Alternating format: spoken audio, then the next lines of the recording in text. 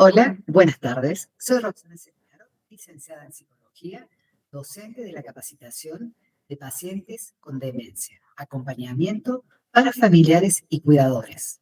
Bueno, en esta capacitación vamos a ver muchos temas relacionados al cuidado y acompañamiento de personas con demencia. Vamos a ver qué es la demencia, cuáles son los signos, características propias de una persona que está con este padecimiento, que es la demencia. Vamos a ver los cambios conductuales que se dan en la demencia, entre ellos la pérdida de memoria, el insomnio o los cambios en el hábito de dormir, cambios conductuales relacionados a apatía, algunas veces inestabilidad emocional, enojos, depresión. Son muchas de las características de los pacientes con demencia, que también son un desafío para la persona que acompaña, para la persona que cuida, sea este familiar o sea este una persona que trabaja específicamente en cuidado o acompañamiento terapéutico de pacientes con demencia. Vamos a ver cómo se van cambiando en el transcurso de la enfermedad. Vamos a ver también la cantidad de posibilidades que plantea la demencia, acorde a la persona, acorde al contexto, acorde a la vida, a la familia, a quienes acompañan y a quienes cuidan. También hay una parte muy importante de esta capacitación que es el estrés, el burnout que tiene la persona que cuida. ¿Por qué? Porque el hecho de cuidar a una persona que está con una demencia y el deterioro progresivo que va teniendo la persona en su estado físico, en su estado emocional, en su estado anímico, en relación con sus familiares, también va produciendo impotencia, desgaste, estrés o burnout, que es el nombre que recibe el estrés relacionado al trabajo, en el caso de cuidadores o acompañantes, o estrés que puede también atravesar el familiar que está a cargo, no solamente del cuidado, sino también de seleccionar personas para que cuiden, acompañen, cómo tramitar toda esta cuestión del certificado único de discapacidad, cómo asistir a la persona en su padecimiento y en este momento difícil de la vida de la persona que requiere un acompañamiento familiar y muchas veces las familias no están preparadas. Así que bueno, vamos a empezar este módulo 1 con definiciones generales, qué es la demencia, qué tipos de demencia hay. Y bueno, en base a eso vamos a ir progresando para cubrir todos los temas que ustedes seguramente ya han visto en el programa. Bueno, acá les estoy compartiendo la pantalla y podemos ver que las demencias, ¿no? Son un padecimiento que afecta a mucha población, pero de todos modos también está muy relacionada a lo que es el adulto mayor y no solamente tienen demencia los adultos mayores. Nos encontramos con cifras que dicen que en general la demencia es una condición compleja que afecta principalmente esto que yo les había comentado, la función cognitiva. Cuando diga cognitiva, me estoy refiriendo a procesos de conocer, procesos de conocimiento, procesos de recuerdo o de memoria. Así que todo lo cognitivo está directamente relacionado a la memoria. Y especialmente afecta el pensamiento, también afecta el lenguaje y por supuesto el comportamiento, y vamos a ver un poquito más adelante todos los cambios en el comportamiento que tiene la persona con el padecimiento de demencia. A lo largo de las clases vamos a ir explorando estos temas. Bien, este, ¿cuáles son los tipos comunes? ¿Cuáles son las diversas clasificaciones de las demencias? ¿Cuáles son los signos y síntomas? Porque las demencias tienen distintos signos y síntomas. ¿Cómo puede ser el tratamiento, la atención, ¿no? Y cuáles son las opciones de manejo y el soporte que van a necesitar para poder acompañar al paciente que está atravesando esta enfermedad. El cuidado personal también del cuidador, el rol de la familia y el rol del acompañante terapéutico y cuidador.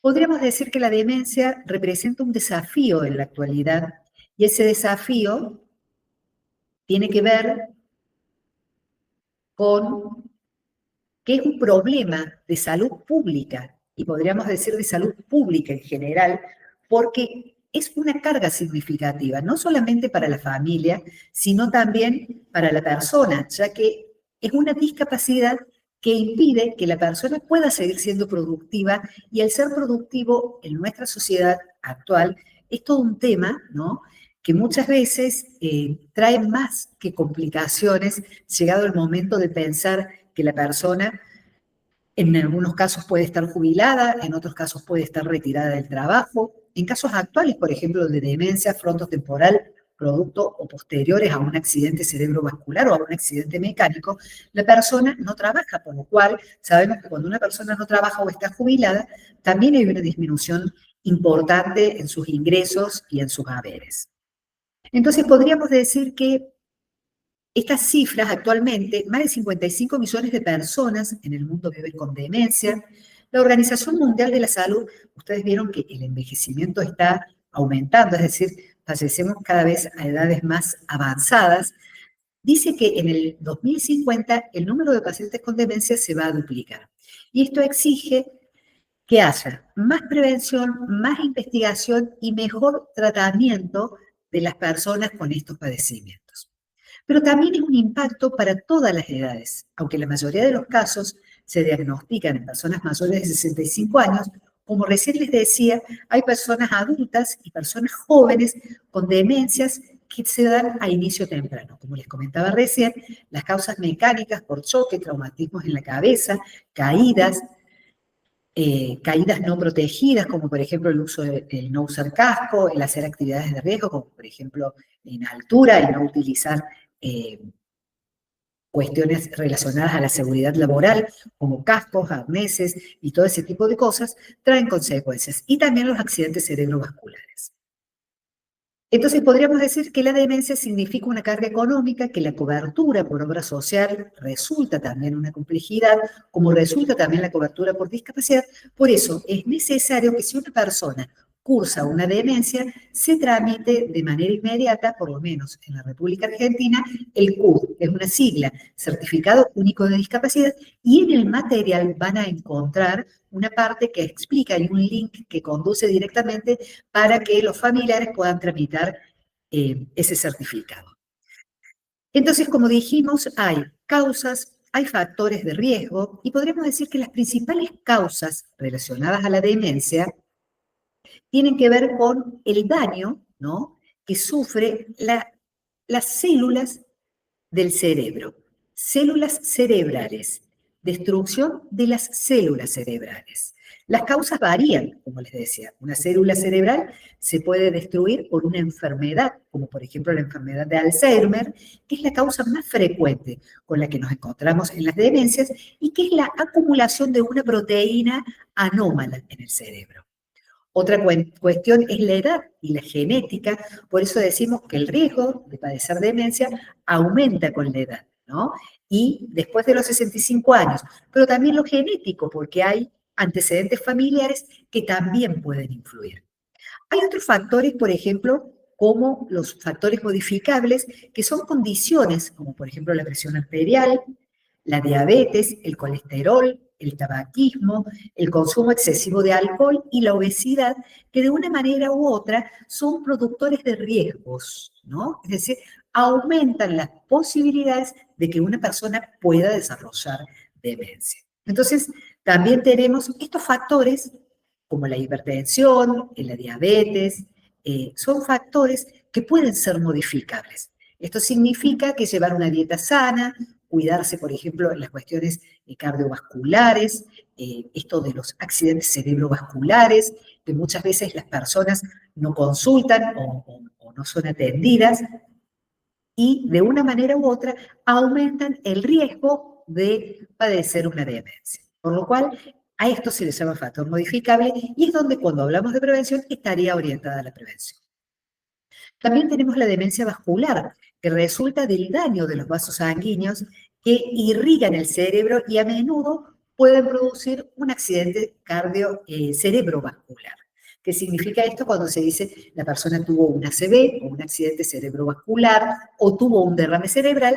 Eso estaría relacionado a lo que se le llama la demencia vascular o demencia multiinfarto, porque estas venitas del cerebro han tenido pequeños colapsos los que han ido produciendo derrames de sangre y esto va produciendo que distintas áreas del cerebro sean afectadas. También tenemos otras causas como la demencia frontotemporal, que es producto, ¿no? de una caída o de un golpe accidental, pero a su vez también por cuerpos de Lewy, que es otra demencia asociada a enfermedades como el Parkinson, como el VIH y también lesiones cerebrales y Corea de Huntington. Esos, por así decirlo, son las demencias o las demencias más comunes. Vamos a ver ahora un poquito cuáles son los signos y los síntomas de la demencia. ¿Por qué? Porque es importante conocer estos signos y estos síntomas, porque estos signos y síntomas pueden variar en relación al tipo de demencia. Los tipos de demencia son los que describíamos recién, ¿no? Y generalmente se caracterizan por un deterioro progresivo de la función. Lo primero que empieza a pasar en la demencia es la función cognitiva o la función de la memoria. Y algunos signos o síntomas comunes incluyen, por ejemplo, problemas con la memoria, es decir, olvidar eventos recientes, tener dificultad para recordar nombres, fechas, dificultad para poder concentrarse, como por ejemplo para realizar una actividad. Les pongo un ejemplo. Antes la persona podía ver una película y ahora no puede ver una película. No puede concentrarse en una tarea que le requiera un largo tiempo, memoria y una constancia y un recuerdo de lo pasado anteriormente. Por ejemplo, resolver un problema, resolver un crucigrama. Por eso vieron que está siempre muy relacionado a la prevención, a hacer sopa de letras, a hacer juegos de la memoria, resolver crucigramas. Vieron que es una de las recomendaciones más generales, pintar y hacer actividades que requieran concentración, uso de la memoria a largo, a corto y a mediano plazo. También los cambios en el lenguaje, como dificultad para encontrar la palabra correcta o para hablar con fluidez.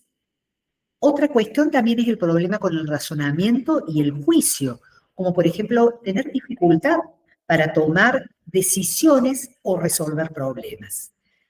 Cambio de la personalidad como volverse muy irritable, volverse ansioso o volverse apático, es decir, no tener ganas de hacer nada, lo que muchas veces se dice está deprimido, está sentado con la mirada perdida, no quiere hablar con nadie, no tiene ganas de hablar por teléfono, no quiere mirar televisión, no quiere cuidar sus plantas como antes lo hacía, o se queda en la cama y no quiere levantarse.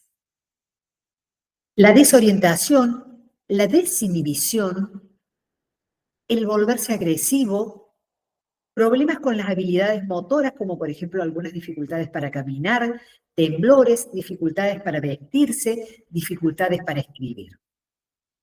Es importante recordar que estos síntomas no siempre son indicadores de demencia, pero todos juntos ya nos van dando que es importante, porque si tenemos uno de estos síntomas aislados, no necesariamente esté relacionado a la demencia. Puede haber otras causas. Por eso es importante, si hay uno o más de estos síntomas y persisten a lo largo del tiempo, hacer una consulta oportuna con el médico de cabecera o con un servicio de salud mental, neurólogo o psiquiatra. Y si usted o un ser querido está experimentando estos síntomas, es importante buscar esta atención y esta consulta en salud. Bien. Podríamos decir que algunos tipos de demencia, como por ejemplo el Alzheimer, es el más común. Y les diría que el 80 al 90% de las demencias están relacionados con el Alzheimer. ¿En qué se caracteriza el Alzheimer? Pérdida progresiva de la memoria, dificultad para hacer tareas que va cotidianas, como por ejemplo cocinar, bañarse, cambiarse, regar las plantas, acomodar la cocina, lavar los platos, poner la mesa, es decir, llevar esa secuencia de vida como nosotros habitualmente la podemos llevar. Es decir, tener conciencia de que nos tenemos que bañar, de que tenemos que comer, de que tenemos que cocinar, de que hace frío, de que hace calor, que debemos cerrar la puerta para nuestra seguridad, de que si hay viento debemos cerrar las ventanas. Bueno, en el Alzheimer todo este tipo de cosas dejan de de ser importantes o dejan de un momento u otro o progresivamente de hacerse. En el caso de la demencia vascular, tenemos más problemas en el flujo sanguíneo. Esto que yo les decía, derrame cerebral. Y los síntomas pueden aparecer súbitamente. ¿Por qué? Porque tiene que ver que post un derrame o post una isquemia, un derrame o una ACV, la persona empiece a tener dificultades para organizarse, para planificar, para la memoria, para movilizarse, para hablar. No significa que una persona con derrame cerebral tenga demencia, porque no significa que no hable porque ha quedado lateralizada o ha quedado con una hemiplegia o con una parálisis, que tenga demencia. Pero muchas veces, muchas de estas cuestiones empiezan a afectarse. En el caso de la demencia por los cuerpos de Lewy, hay alucinaciones visuales, hay fluctuaciones en la atención, mucha desconcentración, mucha alerta, preocupación, problemas en movimientos similares al Parkinson y trastornos del sueño en las etapas del sueño REM, que es donde la persona puede descansar mejor. Yo acá les estoy nombrando, por así decirlo, los síntomas característicos, pero muchas veces en la demencia tenemos coexistencia de estos síntomas. En el caso de la demencia frontotemporal, afecta principalmente a personas menores de 65 años y tiene cambios marcados muy fuertes en la personalidad y comportamiento, problemas en el lenguaje y pérdida de las inhibiciones sociales.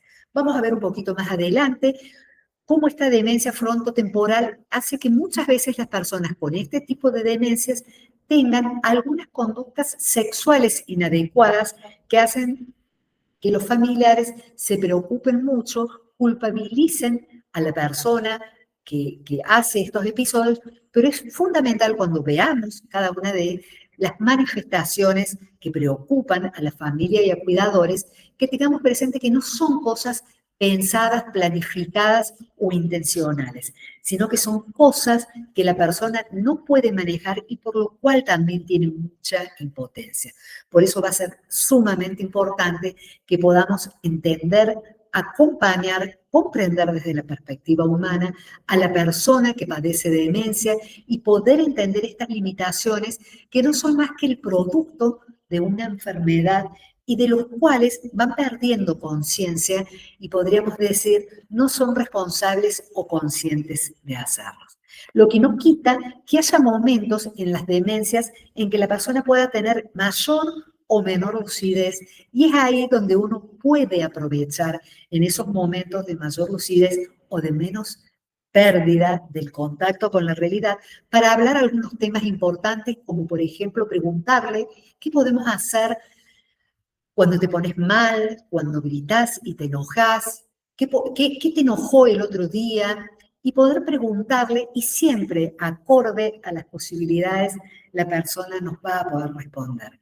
Por eso es sumamente importante para familiares y para pacientes con demencia entender que son humanos, seres humanos, que hasta hace muy poco eran profesores de historia, eran amas de casa, eran docentes, eran ingenieros, jardineros, mecánicos, y que actualmente esa vida no puedan seguir llevándola y eso ya no se encuentran o no recuerdan lo que fue su vida. Entonces, nosotros estamos ahí como testigos, si somos familiares, quizás con mucho dolor, impotencia y a veces con el enojo que produce la sobrecarga de llevar a una persona en el acompañamiento en este momento tan difícil de su vida y, por supuesto, tan difícil del familiar o de la familia que acompaña y también de ese trabajador que acompaña en el día a día a esta persona. Lo que yo les puedo decir es que hace muchos años trabajo formando acompañantes terapéuticos, cuidadores domiciliarios, cuidadores de personas con discapacidad, con demencia, cuidadores de adulto mayor. Y les digo que las personas mayoritariamente que eligen cuidar y acompañar en demencias son personas con mucha sensibilidad, así que es sumamente importante poder conectar en estos términos y poder también, si uno es familiar, saber elegir a esa persona que va a estar acompañando, respetando el derecho y comprendiendo que muchas de las cosas que le pasan a una persona con demencia no son su culpa, no es su responsabilidad, aunque sí a veces está bueno poner un límite, pero no manifestar enojo, fastidio, porque también las personas con padecimiento mental, las personas con demencia, suelen ser víctimas en en más de una ocasión, y de eso les digo como trabajadora de la salud mental, que me he encontrado con mucha vulneración del derecho de personas con discapacidad, con enfermedad mental, adulta mayor, o con enfermedades terminales, o con discapacidad biofísica motriz. ¿Por qué? Porque evidentemente requieren de un acompañamiento y de una asistencia en algunos momentos de su vida de 24/7. Y eso también puede cansar y puede agotar al cuidador, puede agotar al familiar. Por eso es importante pedir ayuda, estar acompañado, estar capacitado y saber cuándo es el momento de consultar. Bueno, ahora les voy a compartir y también hay accidentes y traumatismos, como los accidentes, que pueden ser causa de la demencia temprana. Por ejemplo, un traumatismo cráneoencefálico, golpes severos en la cabeza, como por ejemplo el producto de accidentes de automóvil, caídas en deportes, deportes de contacto, como por ejemplo el boxeo, el judo, y la violencia también. Fíjense que hay muchos niños víctimas de violencia que han sido golpeados y que tienen el síndrome del niño golpeado que produce algunas cuestiones relacionadas a traumatismos y que esto aumenta el riesgo de tener demencias. También vemos que, por ejemplo, las caídas producen muchos traumatismos cráneoencefálicos, los accidentes cerebrovasculares, como recién les decía, el ACV, la hipoxia cerebral, que es esto que tiene que ver con la falta de oxígeno en el cerebro por ahogamiento, ¿no? Paro cardíaco, intoxicación por monóxido de carbono o complicaciones durante cirugías pueden ser causas de daño cerebral permanente. Factores de riesgo acumulativo, como por ejemplo múltiples lesiones menores en la cabeza a lo largo del tiempo, pueden tener un efecto acumulativo y aumentar significativamente el riesgo de la demencia. Por eso, como les decía, es importante el uso de casco, la protección laboral, la protección en los deportes de contacto y la atención médica inmediata. ¿Por qué?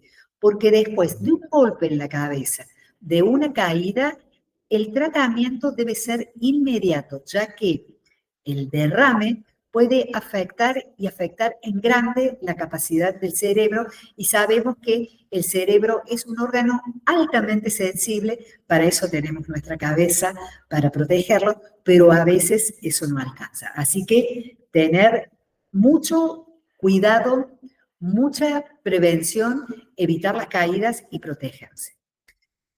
Hay un tema muy importante que recién lo tocábamos y es el derecho a la dignidad y el respeto que toda persona con padecimiento mental tiene derecho a ser tratada con dignidad, respeto y sin discriminación. ¿Qué significa esto? Que nosotros podemos y debemos y tenemos la obligación de llevar a la persona a consulta médica. ¿Por qué? Porque el hecho de que tenga una demencia no quita que pueda tener depresión, por ejemplo. No quita que pueda tener alucinaciones, delirios, que si bien son parte de la demencia, neurólogos y psiquiatras y gerontólogos están especialmente formados para hacer un cambio de medicación, un ajuste, acompañar y ayudar, por ejemplo, cuando una persona no puede dormir, a veces por días enteros, que la persona tenga el derecho a descansar. Por eso es sumamente importante la atención médica, es sumamente importante la autonomía. Si bien tenemos presente que una persona con demencia puede tener una marcha sin parar, sin conciencia, y puede salir, ve la puerta abierta, sale y se escapa y se puede perder, no hay derecho a tenerla atada en una silla, encerrada. ¿Por qué? Porque no haya quien la cuide, ¿no? O, por ejemplo, dejarla internada porque no la podemos cuidar, o no sacar a esta persona los fines de semana porque requiere de mucho esfuerzo. Entonces, la internación es un recurso sumamente importante, llegado a algún momento que la familia seguramente tendrá que decidir, y eso ya lo vamos a ver más adelante. Pero el derecho a la autonomía, el derecho a tomar decisión sobre su tratamiento y cuidado es un derecho de las personas. Y acorde a sus capacidades, siempre deben estar informadas. Otra cosa muy importante, no podemos hablar de la persona como si fuese un niño, como si fuese un vaso, un plato que está ahí, que no escucha y no siente, y hablar de la persona como si no estuviese presente. ¿Por qué? Porque esa persona sigue teniendo intimidad. El derecho a la información y a no hablar de la persona. Por ejemplo, esto es muy común cuando dos hermanos se encuentran o cuando dos cuidadores, uno cambia la guardia del otro y hablan como si la persona no existiese. Entonces, siempre hacer participar a la persona que en una mayor o menor medida está en conexión. Bien. Y que muchas veces, les puedo asegurar, se desconecta porque está siendo completamente ignorada. Entonces, toda persona con demencia, aún en grados muy avanzados, tiene derecho a la información y a decidir si quiere o no seguir con un tratamiento. Por supuesto que en grados de demencia hay un curador o una persona que decide, y esto está bueno que así sea, pero siempre que podamos, preguntemos y demos lugar porque se trata de su vida. El derecho a la privacidad, protegerla a la persona de la exposición, de que puede estar desnuda, de que puede estar pasando frío, de no cuidar su intimidad cuando la bañamos, la cambiamos, si es que a veces nos toca ese trabajo, a lo mejor si somos cuidadores. Cuidar su intimidad, cuidar su privacidad, cerrar la puerta del baño, pedirle que cierre la puerta del baño más allá de que nosotros estemos atentos cuando está en el baño para evitar caídas. ¿Me entienden? Es decir, siempre cuidar la privacidad y la intimidad. Cambiarlo, bañarlo, que el aseo sea en un ámbito privado, que pueda dormir en un ámbito privado, que cuando esté durmiendo se le respete su espacio, su lugar de dormir, su cama para dormir y no su cama como un lugar que lo aloja porque no hay otro lugar que lo pueda alojar en la casa. Más allá de que muchas veces el paciente tiene ganas y desea quedarse en la cama y el familiar preocupado para que no se quede en la cama, lo levanta, muchas veces contra su voluntad. Ahí les diría, llegó el momento de consultar con un psiquiatra, con un neurólogo, para ver si hay algo para poder estabilizar el ánimo, porque a lo mejor haya una depresión muy profunda y que esto es muy común en las demencias, que le impida poder estar levantado. Pero no soluciona todo la cama.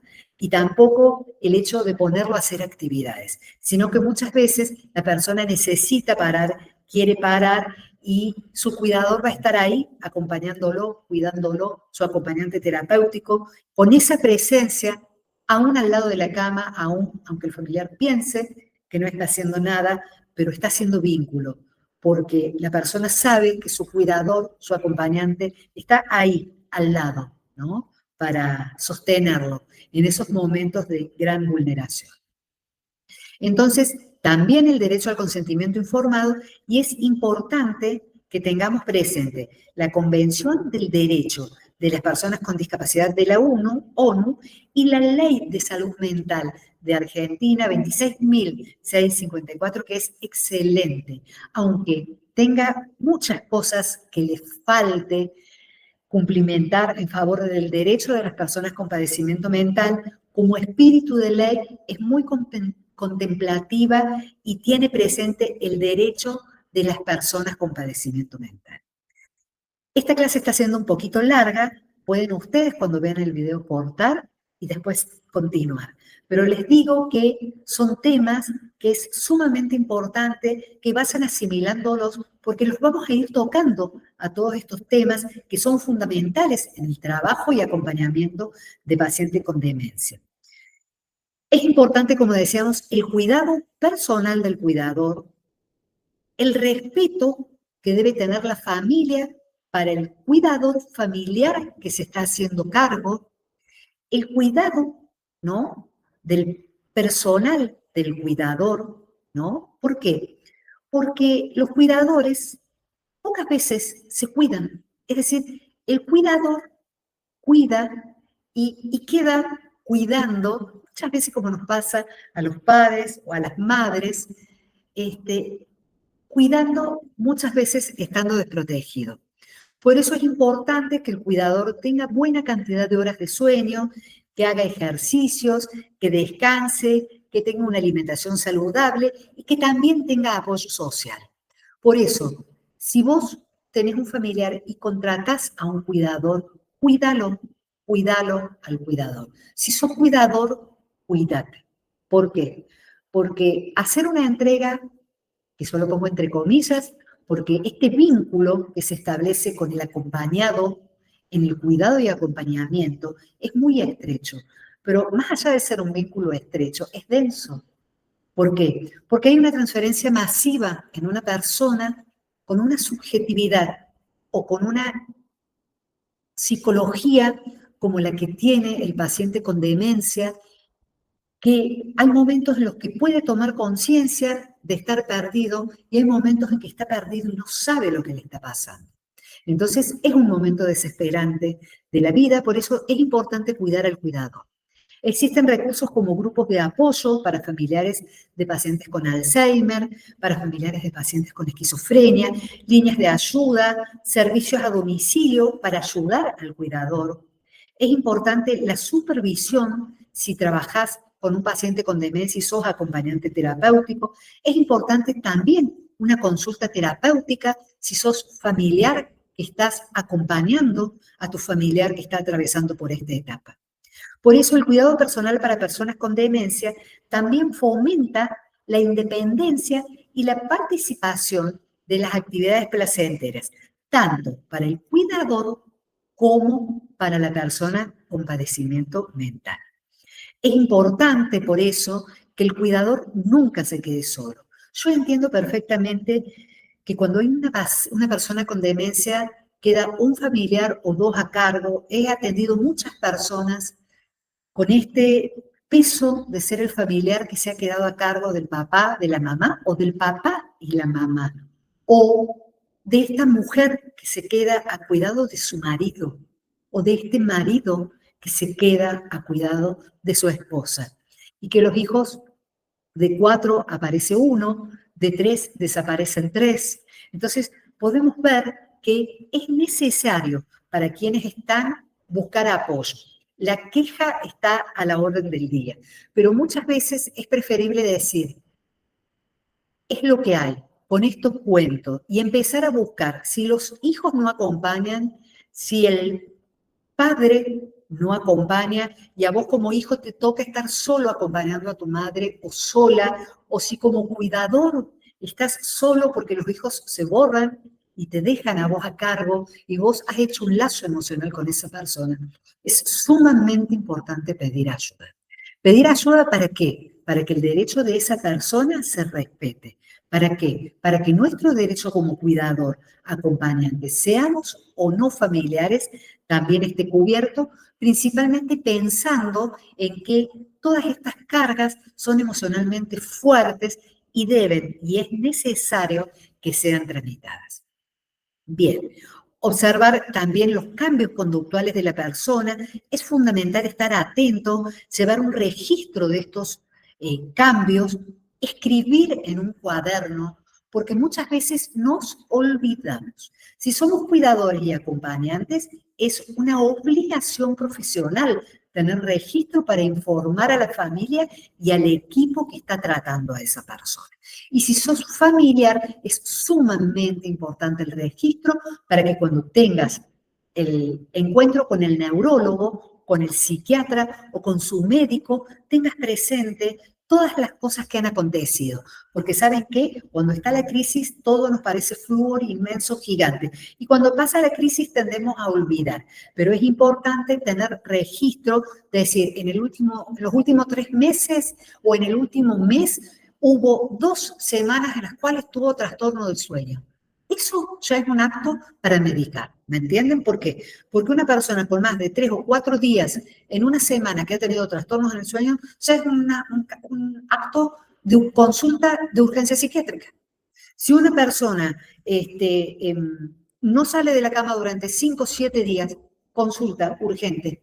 Está transitando una depresión profunda, un agravamiento del cuadro de la demencia. ¿Pero qué pasa? ¿Vamos a dejar eso? No. Ahí hacemos una consulta. Puede haber una medicación. O de pronto, como me vieron una consulta el otro día de una persona que de golpe dejó de caminar y todo correspondía a un cambio de medicación. Entonces, debemos estar atentos a todos estos cambios conductuales y hacer registro. ¿Por qué? Porque la consulta oportuna ayuda y ayuda muchísimo. ¿Por qué? Porque pedir ayuda es tu obligación. Eso de yo solo lo puedo, no voy a pedir ayuda a nadie, te va a dejar encerrado, solo y con un gran problema. Los problemas de salud mental o los problemas de agravamiento de una demencia o de una enfermedad mental o de agravamiento de síntomas requieren sí o sí de acompañamiento. Así que nunca te quedes solo. Seguimos en la próxima clase.